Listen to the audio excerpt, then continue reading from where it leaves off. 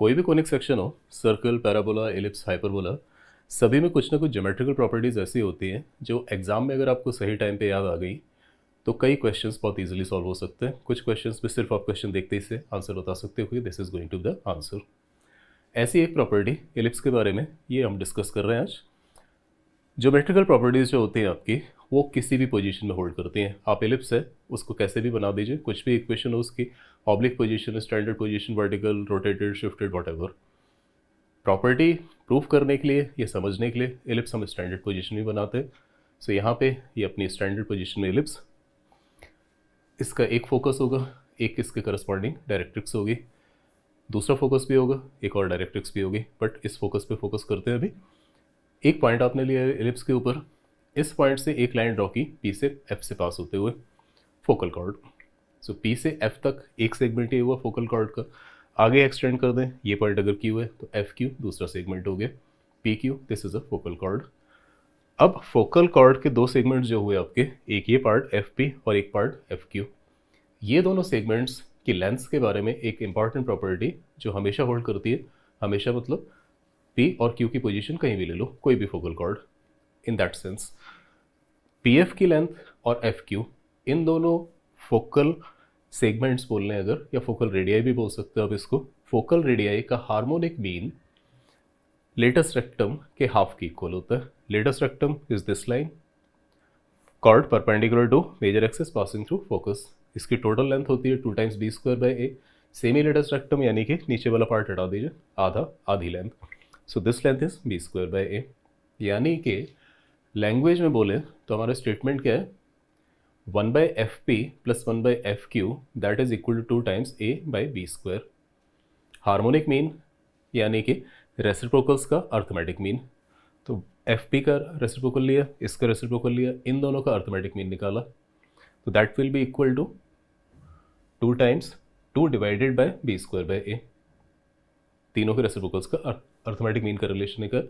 A B C अगर आपके arithmetic progression में तो 2 times B is equal to A plus C. So ये रिलेशन ऐसे लिख सकते हैं। अब यहाँ पे बात है इनको प्रूफ करने की, तो सिंपलेस्ट तरीका क्या हो सकता है प्रूफ करने का। यहाँ पे एक चीज़ देखिए, ये डिस्टेंसेस जो है आपकी, ये सारी की सारी फोकल डिस्टेंसेस हैं। इस पॉइंट पी की, क्यू की और ये पॉइंट एल अगर मान लें तो एल की। फोकल डिस्टेंसेस की जब भी बात होती है तो हमारे लिए ज़्यादा इजी क्या पड़ता है कि फोकल डायरेक्ट्रिक्स प्रॉपर्टी यूज़ कर लें, that is distance of any point from focus is equal to E times eccentricity, E times the distance of that point from the directrix. So यहाँ पे पी एफ निकालने के लिए हमने क्या किया, पी पॉइंट से डायरेक्ट्रिक्स की डिस्टेंस निकाल दें, और सेम यहाँ पे ये डिस्टेंस मान लेते हैं कि स्मॉल पी है सपोज।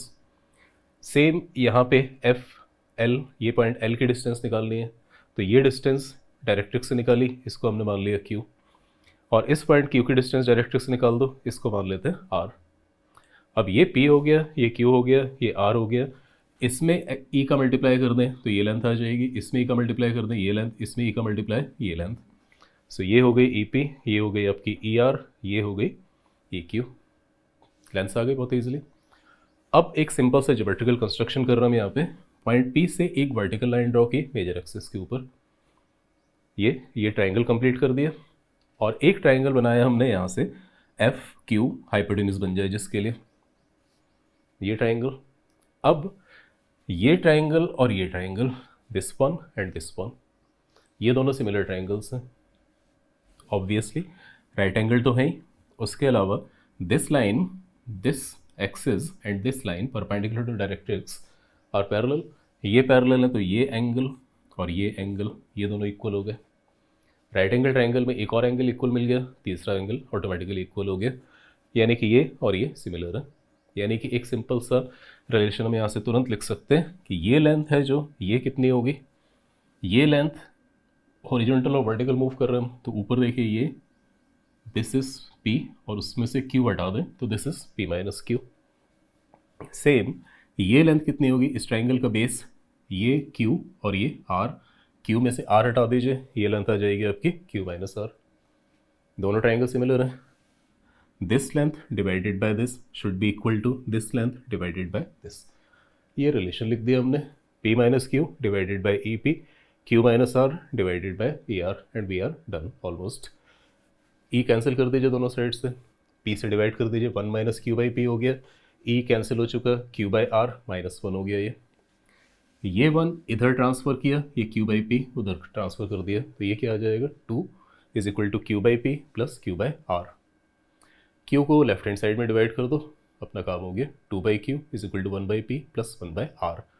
और ई का मल्टीप्लाई कर दें डिनोमिनेटर में, ये डिवाइड कर दे पूरी इक्वेशन में, तो ये बन गया 2 by E Q is equal to 1 by E P plus 1 by E R, जो हमें चाहिए था। ये this is E Q, this length, length of semi-latus rectum. So 2 times reciprocal of the length of semi-latus rectum is equal to reciprocal of FP plus reciprocal of this FQ. Hence proved. बस ये methods आपको याद होते हैं तो exam में कई problems solve करने में हेल्प मिल जाती है। और किस्मत अच्छी हो तो सीधे सीधे क्वेश्चंस ही आ जाते हैं इस तरह से कि जैसे ये है, if P S Q is a focal cord of this ellipse, ellipse आपकी स्टैंडर्ड इक्वेशन है, लेंथ ऑफ लेटस रेक्टम निकालने में कोई इशू नहीं, 2b² बाई ए। यहाँ पे सिचुएशन ये दे दी है आपको कि एक एलिप्स, ये एक एस फोकस दिया हुआ है, एस से पास होने वाली एक कॉर्ड आपने ड्रॉ की, एक एंड पॉइंट्स पी और क्यू मान लिए, पी एस एक सेगमेंट हो गया, एस क्यू दूसरे सेगमेंट की लेंथ पूछी जा रही है, ये आपकी कॉर्ड। सो ये पता है, ये नहीं पता है, लेकिन एलिप्स की इक्वेशन पता है, hence length of latus rectum पता है। अब ये अभी जो प्रॉपर्टी पड़ी थी वो सीधा सीधा अप्लाई कर दीजिए, आंसर आ जाएगा इसका 2। किस्मत अच्छी हो तो ऐसे क्वेश्चंस आते हैं और आते हैं। That's it, thanks for watching this.